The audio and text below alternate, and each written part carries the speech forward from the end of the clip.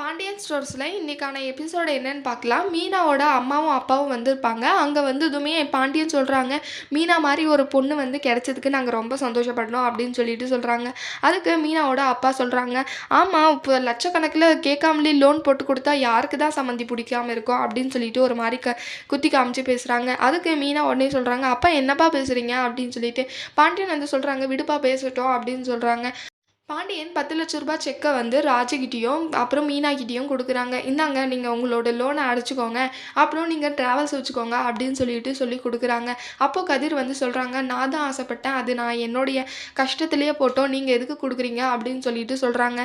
நீ ஒன்றும் சும்மா ஒன்றும் வாங்கிக்காத, நான் திரும்பியும் நீங்கள் 2 பேருமே உழைச்சி திரும்பியும் அதே மாதிரி இன்னொரு நிலம் வாங்கி கொடுங்க அப்படின்னு சொல்லிட்டு சொல்கிறாங்க. சரிங்க அப்படின்னு சொல்லிட்டு உடனே கதிரும் அந்த வாங்கிக்கிறாங்க. பழனி சொல்கிறாங்க, அதானே பார்த்தேன், மாமா ஒன்றும் சும்மா கொடுத்துடலையே, செக்கு வச்சாரு பாருங்க அப்படின்னு சொல்லிட்டு சொல்கிறாங்க. உடனே சரவணன் சொல்கிறாங்க, மாமா அதெல்லாம் சும்மா தான் சொல்கிறாங்க, அப்பா அந்த மாதிரி எல்லாம் இல்லை அப்படின்னு சொல்லிட்டு சொல்கிறாங்க. நிலம் வாங்கினாலையும் வாங்கி கொடுக்கலனாலையும் அதை பற்றி திரும்பி எதுவும் கேட்க மாட்டாங்க அப்படின்னு சொல்லிட்டு சொல்கிறாங்க. அதுக்கு கோமதி, அப்படி சொல்கிறா சரவணா அப்படின்னு சொல்லிட்டு சொல்கிறாங்க. இதுக்கு மேலேயாவது இனிமேல் நல்ல அப்பா இல்லை, அப்படி எங்களுக்கு எதுவும் பண்ணலைன்னு சொல்லிட்டு 2 பேரும் ஏதாவது பேசுனீங்க அவ்வளோதான் பார்த்துக்கோங்க அப்படின்னு சொல்லிட்டு கோமதியும் சொல்லிட்டு போயிடுறாங்க.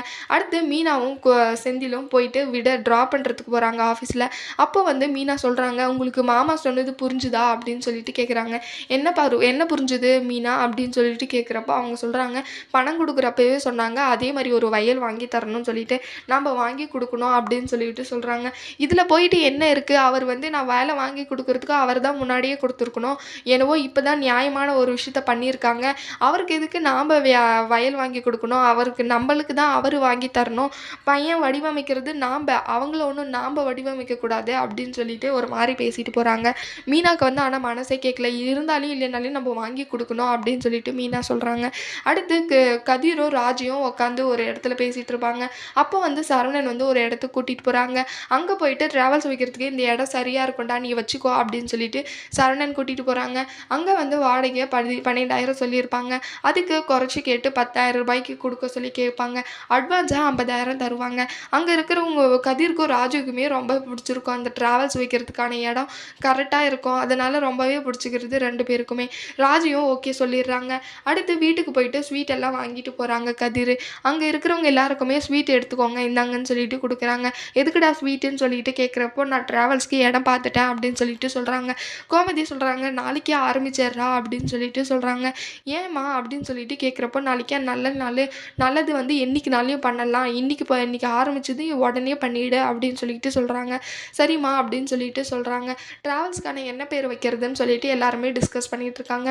கதிர் ட்ராவல்ஸு இல்லை ராஜு ட்ராவல்ஸ் இல்லை கோமதி ட்ராவல்ஸு அப்படின்னு சொல்லிட்டு எல்லாருமே பேசிகிட்டு இருக்காங்க. அப்போ அரசி அண்ணன் எனக்கு ஒரு ஐடியா இருக்குன்னு சொல்கிறப்போ கேட்குறாங்க, அதுக்கு நீ எல்லாருமே ஒன்று சொல்லுங்கள், அதில் ஏதாவது ஒன்று எடுத்து வச்சுப்போம் அப்படின்னு சொல்லிட்டு சொல்கிறாங்க. இதே மாதிரி எல்லாருமே ட்ராவல்ஸ் வைக்கிறத பற்றி பேசிட்டு ரொம்பவே சந்தோஷமாக இருக்காங்க. கதிரோட ட்ராவல்ஸ் வைக்கிறோடைய பிளான் வந்து சரியாக போகுமா இல்லை ஏதாவது சொதப்பல் ஆகுமான்னு வரப்போகிற எபிசோடில் பார்க்கலாம். இந்த வீடியோ பிடிச்சிருந்தா லைக் பண்ணுங்கள். பாய்.